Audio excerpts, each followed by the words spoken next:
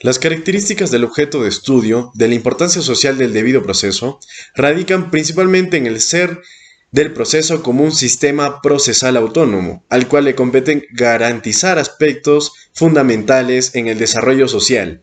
Además, es importante disertar que se define el objeto de la ciencia del derecho procesal como el estudio de las normas y funciones del poder jurisdiccional del Estado, de manera que la perspectiva tiene una inmediata connotación de contenido constitucional. Por ello, el proceso es un método de debate entre personas, ¿no? Y una garantía que otorga el Estado para que esa dialecta sea resuelta con justicia y equidad. Asimismo, el vínculo entre el derecho y el proceso es la fuente común de toda obra jurisdiccional. Una sirve a la otra recíprocamente. Por otro lado, la naturaleza de cada proceso impone una serie de conceptos técnicos que orquestan principios y presupuestos propios de la asignatura. En este sentido, el régimen jurídico de las partes y peticionantes, como de representantes, mandatarios y patrocinantes, ¿no?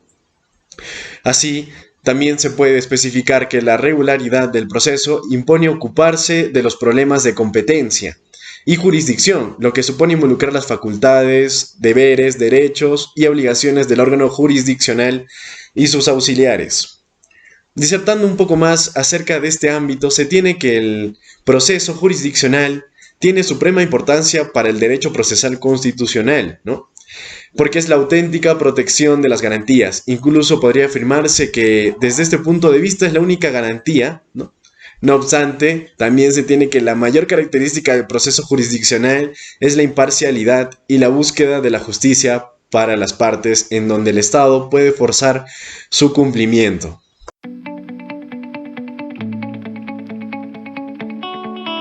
Debemos de disponer el derecho con otras prácticas sociales para comprobar si el orden legal no solo concuerda formalmente en el interior de su propia racionalidad, sino también con las exigencias, aspiraciones y necesidades de la sociedad. Eso es porque siempre permanecerá en una constante evolución.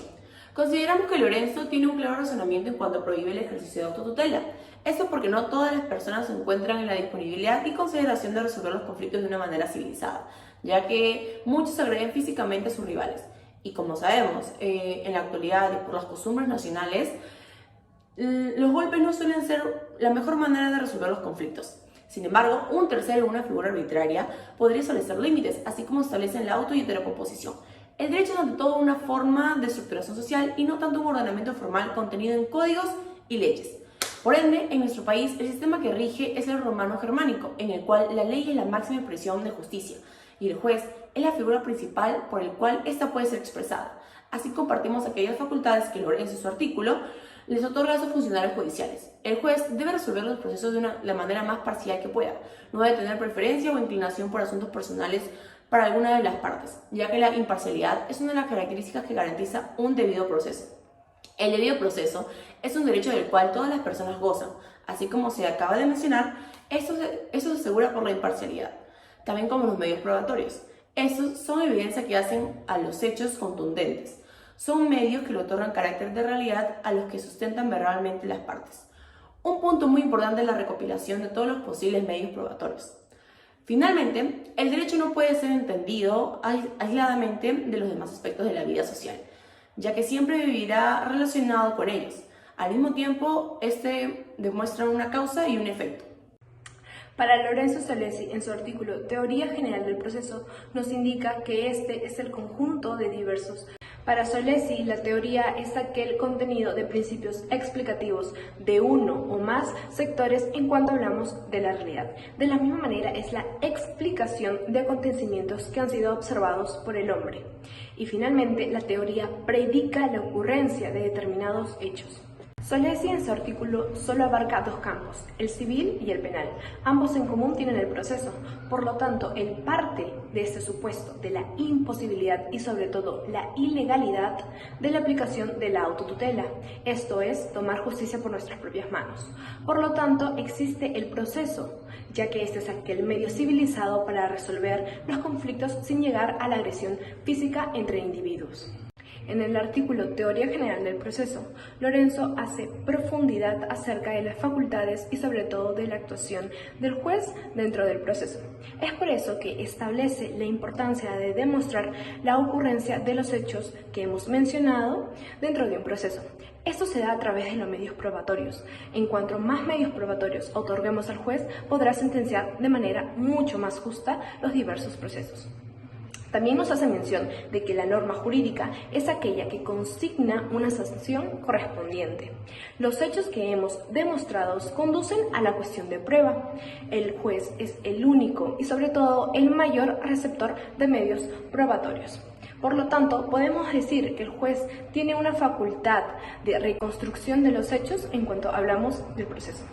Finalmente, podemos decir que Lorenzo le da al derecho procesal una importancia como estructura social, ya que nos habla de su reinterpretación día a día por parte del hombre para resolver las diversas situaciones y relaciones jurídicas que éste tenga.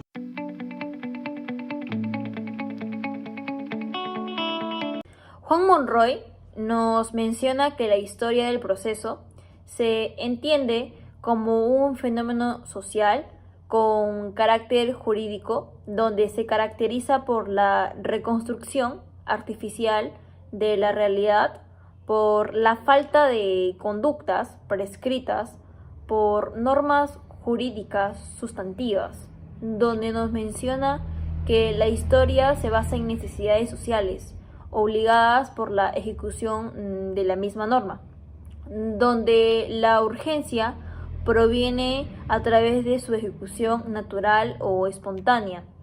El inoportuno concepto de proceso privatista intenta reducir su importancia social hasta el punto de que simplemente se lo considere como un método privado destinado a resolver conflictos de intereses entre individuos. Sin embargo, casi todas las investigaciones contemporáneas sobre el tema coinciden de que el prestigio social de este proceso es más trascendente que la resolución de conflictos específicos, donde se considera como una herramienta importante para asumir una sociedad que pueda convivir en armonía. De hecho, existe un sistema autónomo, científico, rápido y equilibrado, donde se encarga de asegurar algunos aspectos básicos de la sociedad. Entre los que destacan podemos mencionar la existencia de un Estado, los derechos del individuo en él, pero el más resaltante es el derecho del país, en los cuales las personas están siempre relacionadas. El Estado de Derecho puede tener teorías indiscutibles, como probablemente también hay un respaldo constitucional que es impecable, pero apenas ha comenzado a funcionar cuando un sistema de programa garantiza los derechos de sus miembros dentro de un programa de sociedad. Por otro lado, una frase de Hernando Davis Echandía nos da mención que la importancia del proceso y de su estudio es que sin el derecho procesal no habría seguridad, ni armonía social, ni progreso, ni civilización, y para quienes hemos consagrado estudiarlo, enseñarlo, impulsarlo y divulgarlo, podemos estar seguros de que en nada mejor hubiéramos podido emplear nuestro tiempo y nuestra vida. En otros términos, una persona como usted, por ejemplo, puede ser demandada por alguien que dice ser propietario del libro que está leyendo, pese a que es de usted. Puede haber también un proceso en donde haya conflicto, pero no controversia. Esto ocurriría cuando el demandado no resiste la pretensión, porque se allana al petitorio, reconociendo la pretensión o no contesta la demanda dentro del plazo previsto. En consecuencia, los conflictos dan controversias y litigios que se mueven en planos distintos. Inclusive algunos pueden existir fuera del proceso, aun cuando otros requieren de su ámbito artificial por su oposición a la realidad para poder tener existencia. De esta forma podemos comprender que un proceso sin conflicto e inclusive sin controversia no hay proceso sin litigio, ya que este último es la expresión judicial de un problema, pese a que insistimos que no tenga existencia, porque carece de hechos.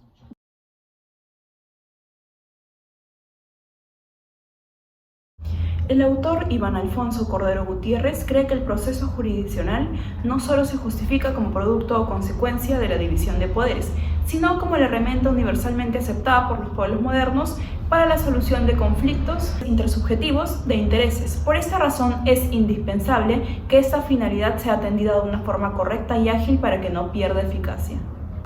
El proceso jurisdiccional es el pilar fundamental del ejercicio del Poder Judicial y debido a esto debe ser fortalecido y protegido, proscribiendo todo intento de desestimar su uso mediante la creación de equivalentes jurisdiccionales.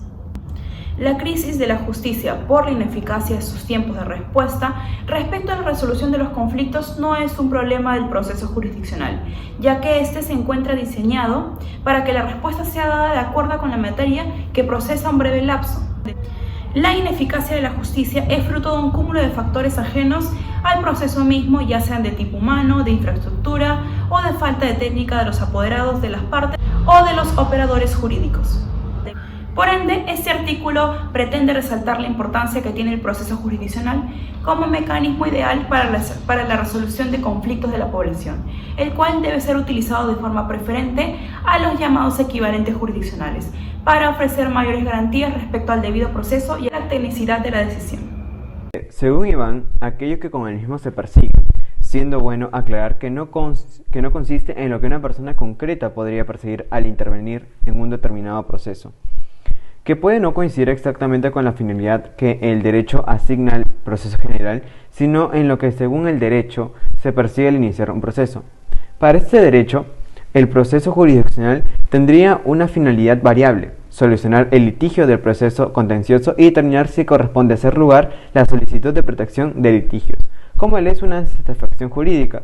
La misma consiste, como ya ha expresado Iván en su obra, en el desacuerdo entre la norma y la realidad. Aquí gira todo el entorno del proceso. Hay procesos siempre que se requiere que el Estado, a través de una función jurisdiccional, restablezca el equilibrio, cuando existe una diferencia entre lo que sucede en la realidad y lo que las normas dicen que debe suceder. Este desacomodo no es necesario que efectivamente exista en la disposición para que haya proceso, basta que el sujeto la postule. Para que haya una función jurisdiccional, los tribunales se requiere que alguien reclame la tutela de Estado. Es de aquí que proviene la frase o la gran regla procesal: no hay jurisdicción sin acción. Siempre debe haber un sujeto que establezca la acción. No hay actuar del Estado sin que alguien lo diga o lo pida. Y quien hace esto es un sujeto que tiene el derecho para hacerlo. Al pedir la tutela, el Estado genera la composición de situaciones jurídicas.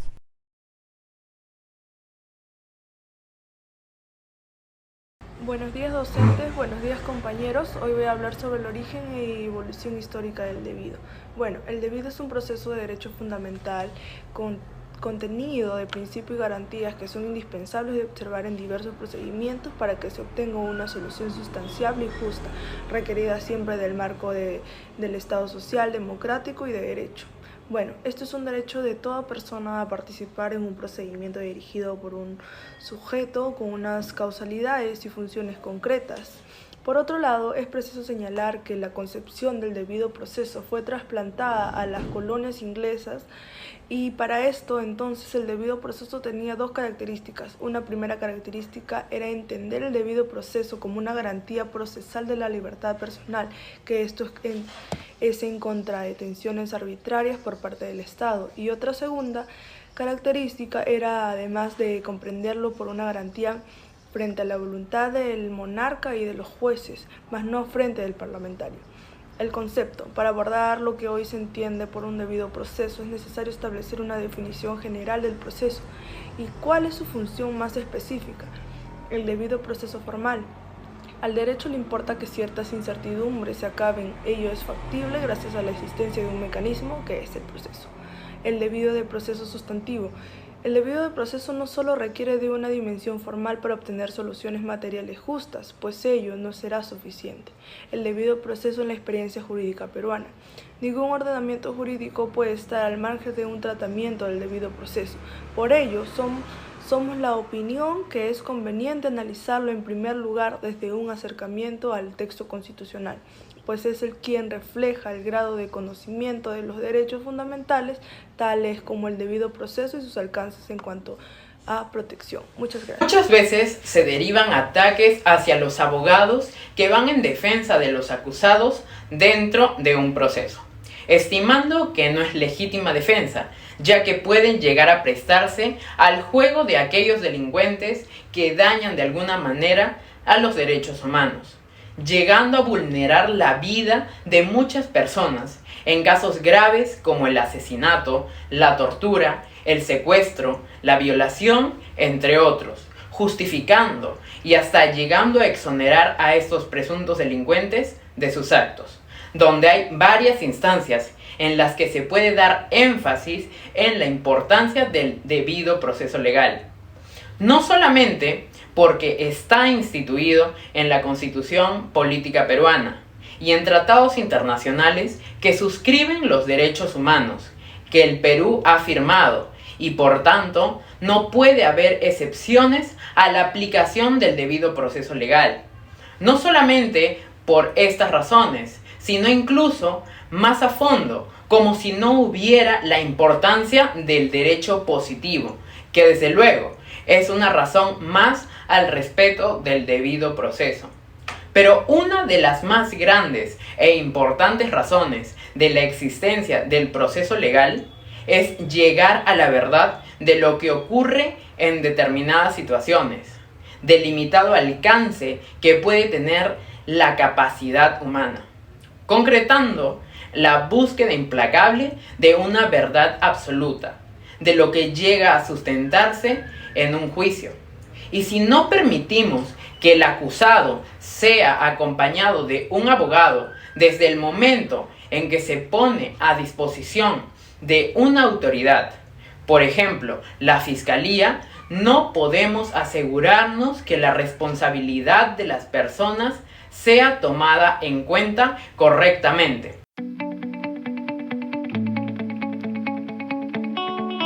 En esta conclusión, cabe recalcar que Lorenzo establece que las facultades del juez toman suma importancia en el proceso, ya que este es el designado de resolver conflictos en la legislación.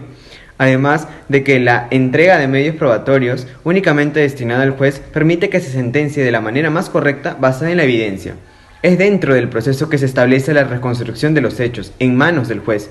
Esto parte de que en el debido proceso, que como sabemos es el derecho del cual todas las personas gozan, así como se esclarece que el proceso es aquel medio por el cual, al no ejercitar la acción directa, que es solución por nuestras manos, podemos resolver de manera civilizada los conflictos, por lo que tanto establece la promoción de autotutela. Además de que este derecho puede ser interpretado como una estructuración social, y no solo un ordenamiento prescrito en normas y demás, por lo tanto se encuentra presente en el día a día de nuestras vidas cotidianas, además que es importante tener en cuenta que no debería ser ignorado o alejado de las demás materias.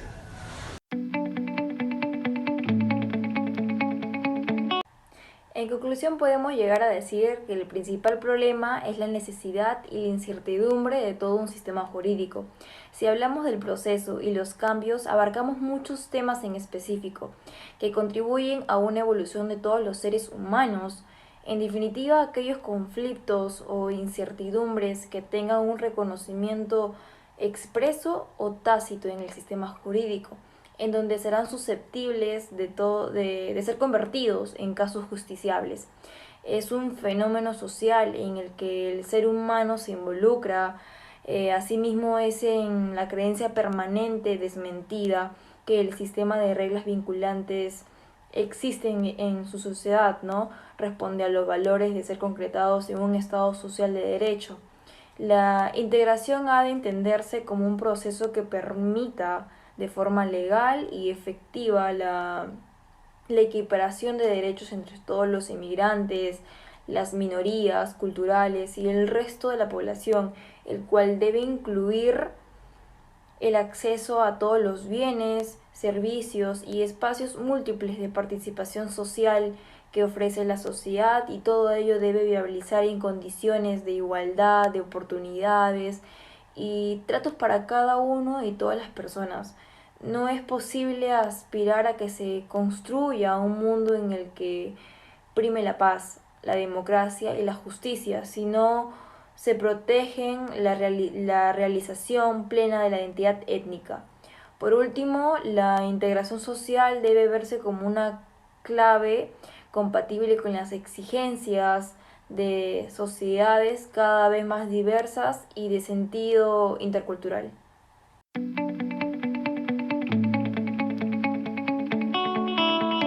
Ahora, en esta conclusión de Juana Terrazos, podemos sintetizar o podemos concluir que en esta vista de lo que los derechos fundamentales son elementos esenciales de todo ordenamiento jurídico, y siendo uno de ellos debido el proceso, su existencia no depende de un reconocimiento expreso en la Constitución política, puesto que la base de ella es la dignidad humana, y esta no puede restringirse en una enumeración taxativa de derechos. Como tratamos a lo largo del presente trabajo, si bien es cierto que en el Perú carecemos de norma expresa que define el derecho del debido proceso, ello no exime que dicha categoría no deba ser entendida en su doble dimensión, formal y sustantiva, sino que el debido proceso en su manifestación sustantiva es un derecho ennominado por nuestra Constitución, puesto que tiene su principal fundamento sobre la base que nuestro ordenamiento jurídico proclama alcanzar el desarrollo de la persona como fin supremo.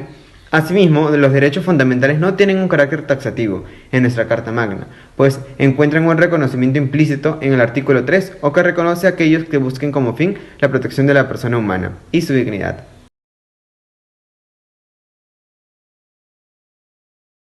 Que el proceso jurisdiccional es el mecanismo más idóneo para la resolución de conflictos de la población, pues presenta herramientas eficaces para proteger los intereses de las partes, y además que garantiza efectivamente el debido proceso. Además, esto nos deja que es de especial relevancia entender cuál es el verdadero significado o sentido de la protección al debido proceso, para poder fortalecer este mismo proceso jurisdiccional como instrumento para cumplir con las exigencias de la justicia material que el Estado social del derecho nos impone. Mientras el Estado siga pensando que cumplir con el fin de impartir justicia se logra descongestionando los despachos judiciales, seguiremos día a día alejándonos del ideal de un Estado social de derecho y del Poder Judicial, que seguirá perdiendo terreno, pues se está encargando de autoaniquilarse, porque además de dejar entrever que no es capaz de operar adecuadamente para cumplir con su deber, su materia prima, que son los conflictos, le rehuyen por cuenta propia la proliferación y obligatoriedad de la utilización de los mecanismos alternos para la resolución de ellos.